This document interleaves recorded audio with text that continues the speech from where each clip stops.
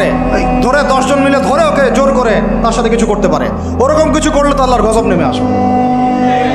ওই যে সারা আলাইহিস সালামকে তুলে নিয়ে গিয়েছিলেন একটা বাদশা, মনে নেই আপনাদের? সারা আলাইহিস সালামকে একটা বাদশা এরকম উঠাই নিয়ে আসছে। আর সারা আলাইহিস সালাম সবচেয়ে সুন্দরী মেয়েদের একজন ছিলেন পৃথিবীর ইতিহাসে, ইব্রাহিম আলাইহিস সালামের স্ত্রী। তখন তিনি হাত বাড়াচ্ছে তার দিকে ধরার জন্যে। আর সারা আলাইহিস সালাম তখন বলছে, দাঁড়ান, আমাকে 2 রাকাত নামাজ পড়তে দেন। 2 রাকাত নামাজ পড়ে তিনি আল্লাহর কাছে হাত তুলে বলে, আল্লাহ, তুমি জানো আমি আমার সতীত্ব, আমার ইজ্জত, আমার সম্মান আমার স্বামী ছাড়া আর কারোর সামনে কখনো প্রদর্শন করি নাই। আজকে এই জালেমের হাত থেকে আল্লাহ তুমি আমাকে বাঁচাও।